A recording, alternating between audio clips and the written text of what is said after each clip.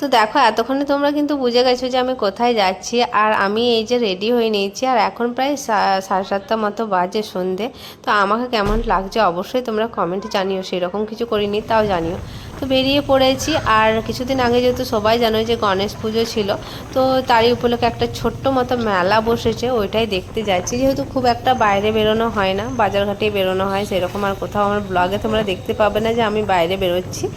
তো তাই ভাবলাম একটু ঘুরে আসি। আর এখানে দেখো এই যে প্যান্ডেলটা খুব সুন্দর হয়েছিল, কিন্তু হোয়াইটের মধ্যে দারুণ লাগছিল দেখতে। তো চলো তোমাদেরকে ভেতরটাও আমি দেখাই। এইদিকে দেখো ছোট্ট মতো একটা মেলা বসেছে, সেই মেলাটাও তোমাদেরকে আমি দেখাচ্ছি। তো আমি এখানে চাটটা দেখছিলাম, চাটটা আমি খাবো। চলো আগে দর্শন করে আসি তারপরে। আর এখানে যেহেতু গান বাজছিল খুবই সুন্দর, গণপতি বাপ্পা মোরিয়া। তো আমি গানটা মিউট করে দিয়েছি, কারণ অনেকে জানো যে এখন গান দেওয়া যাচ্ছে না, ওই জন্যে। তো তোমরা সবাই বলো কিন্তু গণপতি বাপ্পা মোরিয়া। আর এখানে দেখো কয়েকটা আমি ভিডিও সেলফি সবই নিয়ে নিয়েছি। হ্যাঁ, তোমাদেরকে আমি ইন্ট্রোটা দিয়ে দিই। তো হ্যালো এভরিওয়ান, তোমরা দেখছো মিষ্টি পাপিয়ার ব্লগ। কে কোথা থেকে দেখছো অবশ্যই কমেন্টে জানিও, আর কে কেমন আছো সেটাও জানিও। তো দেখো এখানে কিন্তু দুটো গণেশ ঠাকুর হয়েছে, আর বড়টা দেখছো কি সুন্দর লাগছিল দেখতে, কিন্তু দারুণ লাগছিল দেখতে। আর আমরা যেহেতু সন্ধেবেলা গিয়ে পৌঁছেছি, ওই জন্য আমরা আরতিটাও পেয়ে গেছিলাম। তো খুবই ভালো লাগছিলো কিন্তু আরতি নিয়ে। তো চলো তোমাদেরকে কিন্তু একবার বাইরে থেকে প্যান্ডেলটা পুরোটাই দেখাই। আর এই দেখো হোয়াইট কালারের কি সুন্দর লাগছে পুরো মেলাটাও। দেখো এই যে নাগরদোলা, আমি কিন্তু ছোট্টবেলায় অনেক চেপেছি, কিন্তু এখনই ইদানিং চাপতে পারছি না, কারণ এই 2 বছর হলো আমি চাপলেই যেন আমার গা গোলাচ্ছে, তাই আর চাপি না। খুবই খারাপ লাগে দেখে।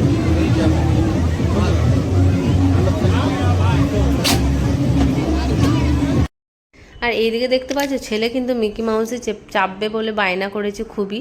তো ওকে আমরা দুজনেই বলেছি যে একটাতেই যে কোনো চাপতে যাব, তুই ডিসাইড কর কিসে চাপবি। তো ও বলেছে মিকি মাউসে, মিকি মাউসে চাপতে খুবই পছন্দ করে। তো যেহেতু আমরা বেশিক্ষণ ছিলাম না, ওই জন্য একটাতেই ওকে চাপিয়েছিলাম মিকি মাউসে। আর দেখতে পাচ্ছ কি সুন্দর করে কিন্তু করবে ও, সেটাও তোমাদেরকে দেখাচ্ছি। তো অনেক ছোট থেকেই কিন্তু মিকি মাউসে চাপার খুবই ভালো, কিন্তু ও পারে। কিন্তু দেখতে পাচ্ছ কি সুন্দর আস্তে আস্তে যাচ্ছে, ও ঠিক চলে যায়। আর তারপরেও কিন্তু মজা নেয়। আর এইটাতে যেটাতে আছে নর্মাল যেটা, সেটা তো কিন্তু ও উঠে যায়। তো খুবই ওর খুবই ভালো লাগে এটাতে চাপতে। আর আমি কিন্তু দেখো দাঁড়িয়ে দাঁড়িয়ে কিন্তু বোর হয়ে যাচ্ছিলাম, ভাবছিলাম কি করব, এতক্ষণ লাগছে। মানে এটা নিয়েছিল 70 টাকা, কিন্তু অনেকক্ষণই চাপিয়েছিল। আর এইদিকে দেখো আমি সেলফি নিচ্ছিলাম, ভাবছিলাম একটু যাই কোনো দোকানে, কিন্তু ছেলেটাকে ছেড়ে যেতে পারছিলাম না যেহেতু ওর পাপা ছিল না। আর এইদিকে দেখো ওর কিন্তু হয়ে গেছে চাপার, ঘাসগুলো দেখছো পুরো রেডি লাগছে একদম। তো চলো আমিও কিছু এবার কেনাকাটা করে নিই, তাই না? তো এখানে আমি ক্লিপ দেখছিলাম, আর এখানে হরেক মাল যেটা বলে 10 টাকা থেকে 30 টাকা মতো ছিল। তো কিছু কিছু কেনাকাটা করেছি, অবশ্যই তোমাদেরকে দেখাবো আমি কী কী মেলা থেকে নিয়েছি।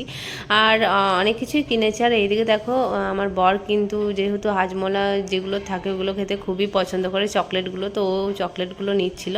আর এইদিকে দেখো আমি কিন্তু দেখছিলাম চাকি বেলনা, যেটা আমার খুবই দরকার ছিল। তো একটা দেখছিলাম। আর এটা নিয়েছি মার্বেল, এটা নিইনি যেহেতু এটার একই দাম ছিল, এটা ছিল 150, আর মার্বেল যেটা দেওয়া আছে ওইটা ছিল 180। তো আমি ওইটাই নিয়েছি, যেহেতু এটা কাঠের, তো কাঠেরটা নিলাম না। তো বড় বললো ওইটাই নাও, তাই জন্য আমি ওইটাই নিলাম।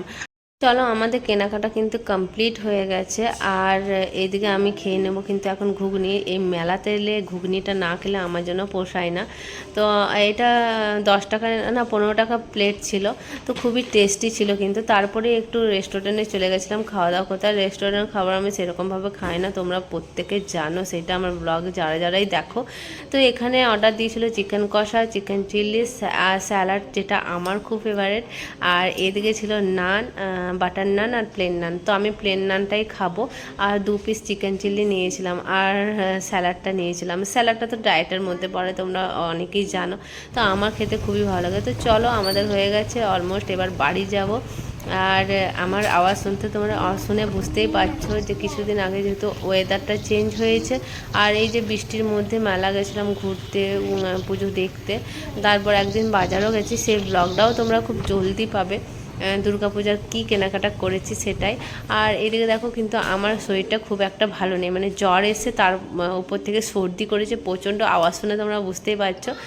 তো তো কতটা কি ভয়েস দিতে পারলাম আমি একদমই বুঝতে পারছি না। অবশ্যই কমেন্টে জানিও আজকের ব্লগটা কিন্তু কেমন লেগেছে। আর যেহেতু সর্দি হয়েছে, সর্দি হলে প্রচণ্ড ভয়েস দিতে প্রবলেম হয়। আর এদিকে দেখো রাস্তাটা কিন্তু দেখাচ্ছি, খুবই সুন্দর রাস্তাটা। এখানে যদি গরমকালে আসো তো এত ঠান্ডা, মানে এসে শান্তি। আর যদি শীতকালে আসো তো বলারই নেই, কনকনে ঠান্ডা যেটাকে বলে। আর দেখো এদিকে বাড়ি চলে এসেছি, বাড়ি এসে যেটা সব থেকে আগে করেছি ফ্রেশ হয়ে নিয়েছি, কারণ দেখতে পাচ্ছি ঘুমের চোখগুলো আমার পড়ে যাচ্ছে একদম। তো চলো আজকের ব্লগটা কেমন হচ্ছে অবশ্যই কমেন্টে